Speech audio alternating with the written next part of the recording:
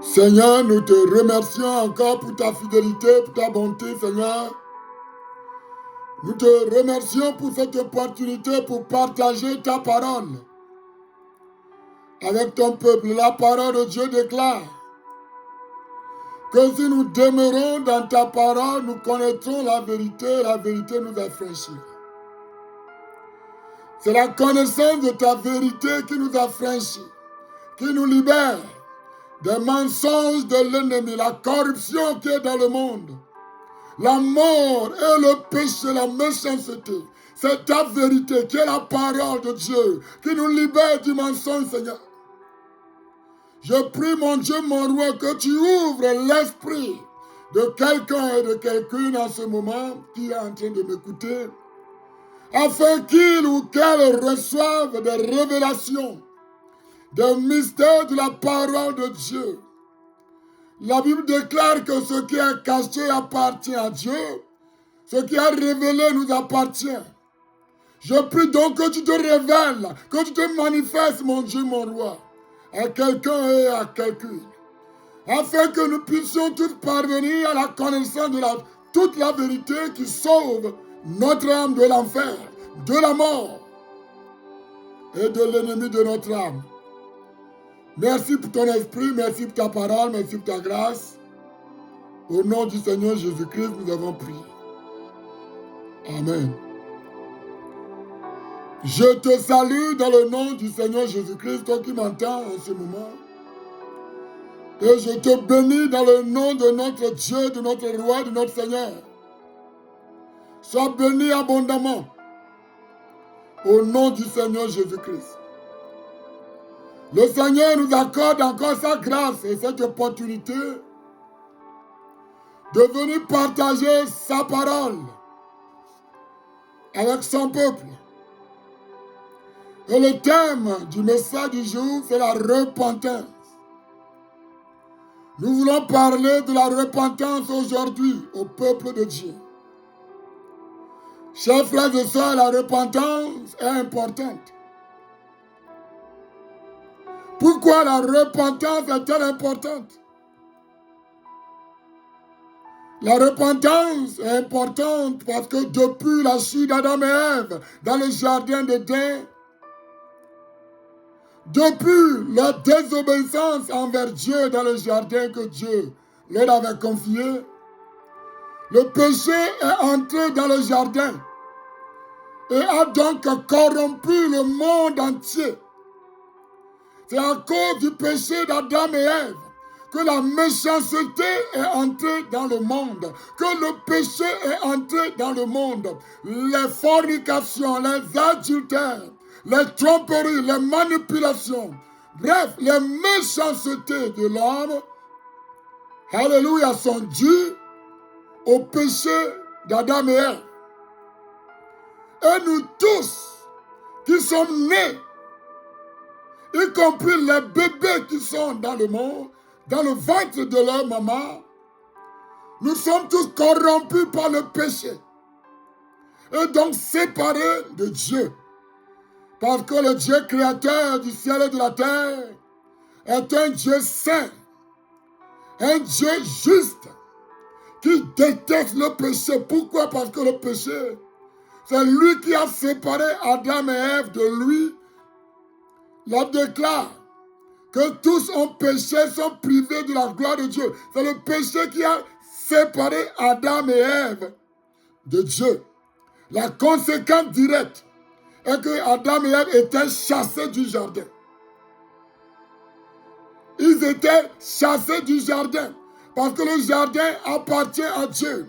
Et Dieu ne peut pas entretenir une communion avec le péché. Parce que sans repentance, pas de présence. Dieu ne peut pas passer du temps dans des souillures, dans des méchancetés, dans le péché, dans la transgression, dans l'iniquité. Parce que c'est un Dieu saint. Alléluia. Alléluia. Maintenant, qu'est-ce que le péché? Le péché, c'est la transgression de la loi de Dieu. La transgression, c'est la désobéissance. Le péché, c'est de faire le contraire de ce que la parole de Dieu dit ou recommande. Le péché, c'est de désobéir à Dieu. Le péché, c'est de se détourner ce que la volonté de Dieu nous a fait connaître. Le péché, c'est de faire tout ce qui n'honore pas Dieu, tout ce qui ne plaît pas à Dieu, tout ce qui déshonore Dieu. C'est ça le péché. Le péché, c'est la méchanceté. C'est de faire le mal. C'est ça le péché. Dieu l'appelle péché. Des fois, nous les hommes, nous l'appelons des faiblesses humaines, mais Dieu l'appelle péché. Et Dieu hait le péché. Il hait le péché parce que le péché détruit l'homme. Mentir aux autres, tromper les autres, tuer les autres, ce sont des exemples de péché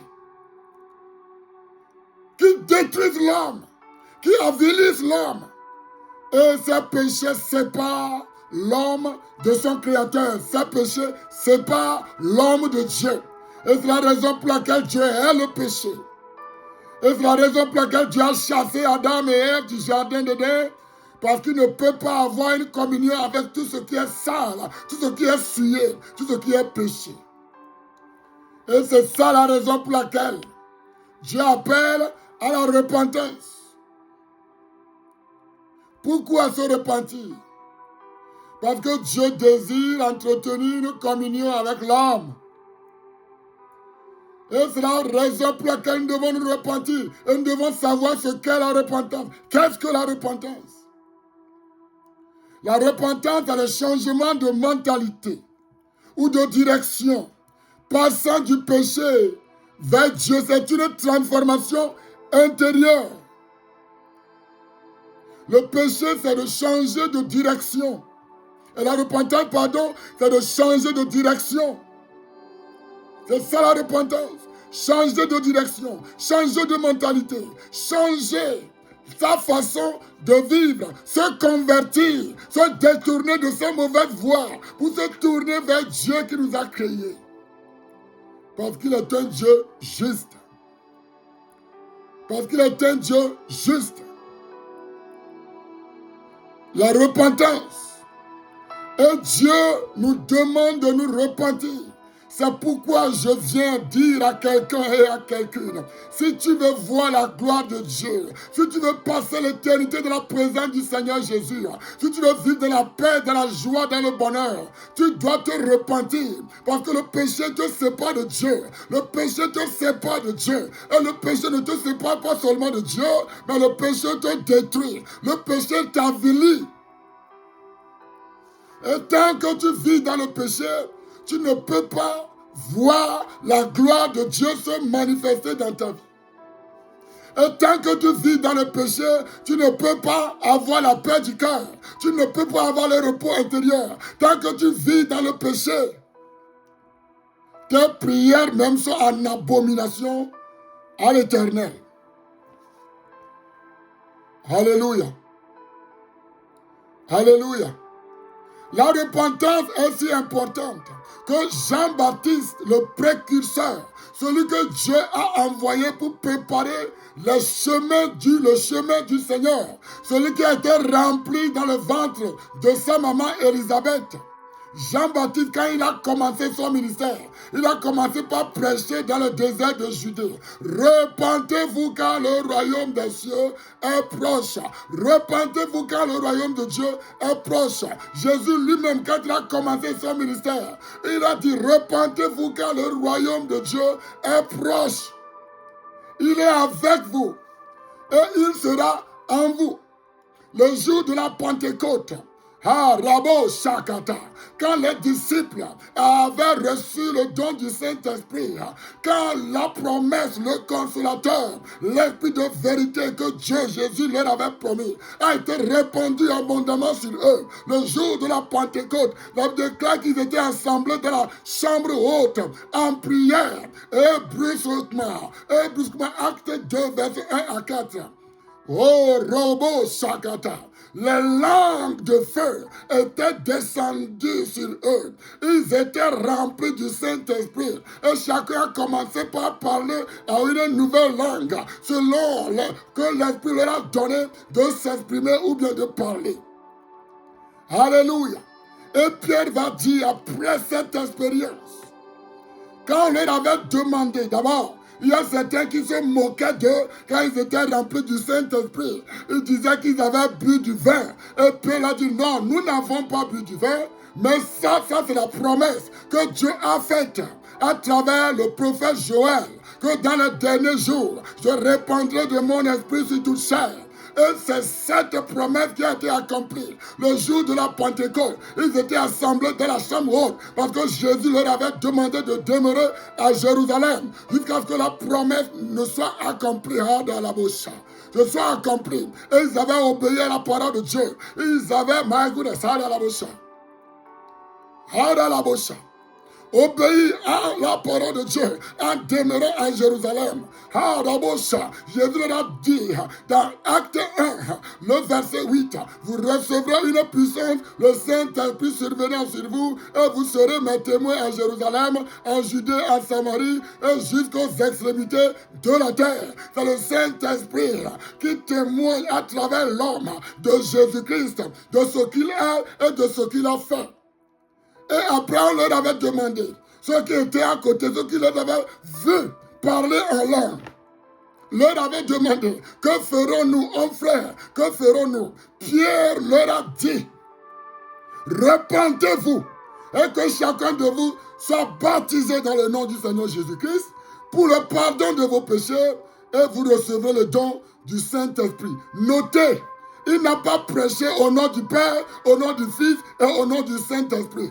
Parce que le nom du Père, du Fils et du Saint-Esprit, c'est Jésus. Et le Père, Fils et Esprit Saint, ce sont des titres. Ce n'est pas le nom. Jésus avait donné bien, clairement les indices, les commandements. Il leur avait dit clairement de baptiser dans le nom. Dans Matthieu 28, 19.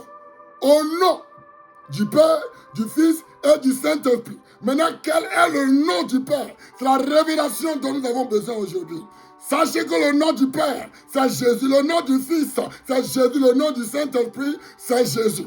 C'est pourquoi Pierre leur avait répondu qu'il faut se repentir, se laisser baptiser dans le nom du Seigneur Jésus-Christ pour la rémission de vos péchés et vous recevrez le don du Saint-Esprit. Nous devons nous repentir. Nous devons nous repentir. La parole de Dieu déclare que la repentance sera prêchée. La repentance et le pardon du péché sera prêché partout dans le monde entier.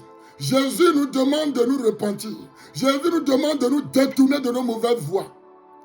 Jésus nous demande d'arrêter nos péchés, notre méchanceté, de nous repentir pour nous tourner vers lui. C'est très important, chers frères et sœurs, que nous devons nous repentir. Nous devons nous détourner de nos péchés, de nos mauvaises voies, pour nous tourner vers le Seigneur Jésus-Christ, pour recevoir sa grâce. Pour recevoir sa grâce. Il y a certains qui disent que non, la repentance n'est pas importante. Il faut seulement croire au Seigneur Jésus-Christ et on sera sauvé. Jésus n'a jamais prêché ça. Jésus n'a jamais prêché qu'il faut réciter après moi et après tu seras sauvé. Pierre n'a jamais prêché cela.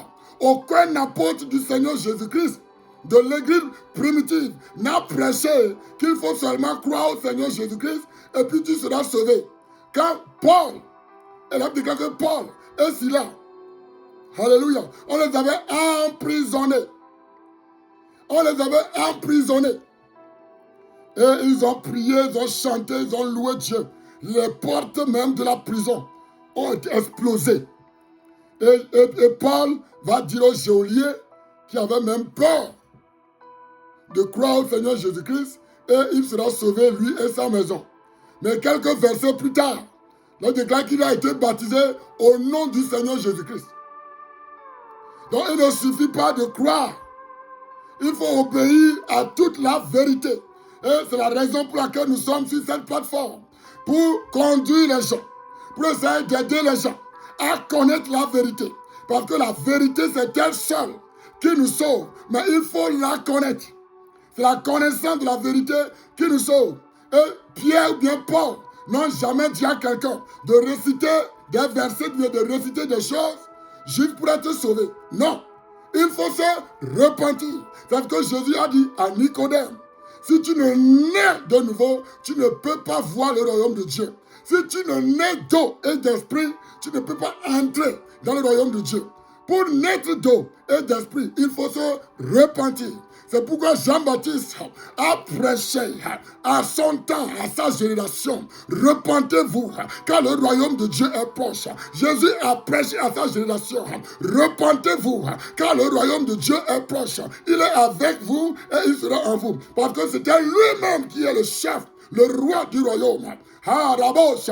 Il dit, je suis avec vous, mais je serai en vous. Le jour de la Pentecôte, et jusqu'à aujourd'hui, le Saint-Esprit est répandu sur ceux qui croient en Jésus et qui obéissent à sa parole. Donc quand tu crois, tu peux recevoir Jésus dans ton cœur par la présence du Saint-Esprit. Le jour de la Pentecôte, Pierre n'a pas dit, croyez seulement au Seigneur Jésus-Christ et vous serez sauvés. Pierre n'a pas récité des paroles, bien des choses que les gens devaient réciter après lui pour être sauvés. Non, Pierre a dit clairement, repentez-vous et que chacun de vous se laisse baptiser dans le nom du Seigneur Jésus-Christ pour la rémission de vos péchés et vous recevez le don du Saint-Esprit. Chers frères et sœurs, ce soir ou bien ce matin, j'aimerais t'inviter à te repentir, à te détourner de tes péchés. Quel que soit ce que tu as fait, Dieu peut te pardonner. Jésus-Christ peut te pardonner. Ça ne veut pas dire que tu ne vas pas assumer les conséquences de tes actions. Mais Dieu veut t'accorder le pardon si tu décides de te tourner vers lui. En te détournant de tes mauvaises voies pour se tourner vers le Seigneur de gloire. Son nom est Jésus-Christ. Et c'est lui seul qui pardonne les péchés et qui les supprime, qui les nettoie et qui les jette dans les oubliettes. C'est la raison pour laquelle il a quitté sa gloire. Le Dieu Tout-Puissant a quitté sa gloire pour se manifester en chair, justifier des anges, cru aux nations, prêcher dans le monde. L'homme déclare qu'il revient bientôt à la bouche pour donner et rendre à chacun selon ses œuvres. Jésus t'appelle à te tourner vers lui, à te repentir, à te laisser baptiser en son nom pour recevoir le don du Saint-Esprit. C'est comme ça que tu entres dans le royaume de Dieu. Alléluia. Et le royaume de Dieu est spirituel. Ça se manifeste dans ton cœur. Ça se manifeste dans ton cœur. Mais tu ne peux pas entrer dans le royaume de Dieu dans le péché. Tu dois te repentir. Si tu veux rentrer dans le royaume de Dieu, si tu veux entrer dans le royaume de Dieu, si tu veux que le Saint-Esprit vienne habiter dans ton cœur, tu dois te repentir, te laisser baptiser dans le nom de Jésus-Christ pour la rémission de tes péchés et tu vas recevoir son esprit. Ce soir, je t'invite à te confier à Dieu en te détournant de tes péchés, en te repentant. Il faut se repentir, chers frères et sœurs. Il faut se repentir. Ceux qui ne se sont jamais laissés baptiser au nom du Seigneur Jésus doivent se repentir. Même ceux qui sont déjà baptisés et qui sont des chrétiens, nous devons toujours nous repentir. Alléluia. Pour être toujours frais et fraîche en esprit et pouvoir avoir une communion intime avec le Seigneur Jésus-Christ. Jésus t'appelle. J'aimerais prier pour toi. J'aimerais prier pour toi. Que Dieu t'accorde le pardon de tes péchés et te fasse entrer dans son royaume. Parce que le royaume de Dieu, ce n'est pas le manger, ni le boire, mais c'est la justice, c'est la paix, c'est la joie par le Saint-Esprit. Romains 14, verset 17. C'est ça le royaume de Dieu. C'est la justice. Tu ne peux pas avoir la paix sans la justice.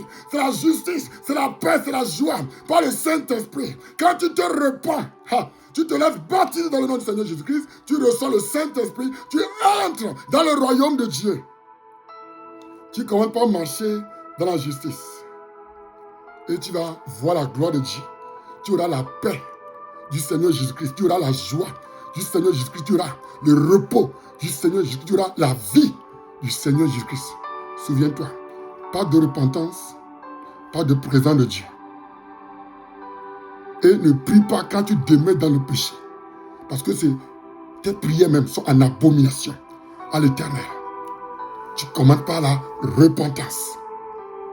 Se repentir, c'est se convertir. C'est un changement de mentalité. C'est de se détourner de ces mauvaises voies. C'est de changer de direction. Tu faisais le mal, tu abandonnes le mal. Tu mentais, tu volais, tu tuais, tu manipulais, tu détruisais. Tu changes de direction. Tu te tournes vers Dieu. Tu ne mens plus. Tu ne voles plus. Tu ne tues plus. Tu ne manipules plus. Pour entrer dans le royaume de Dieu. Et quand tu décides de le faire, le Saint-Esprit va t'aider à y arriver. Père, au nom du Seigneur Jésus-Christ, je prie pour une soeur, pour un frère. Je prie pour quelqu'un ou quelqu'une qui m'entend, Seigneur, que tu lui pardonnes ses péchés.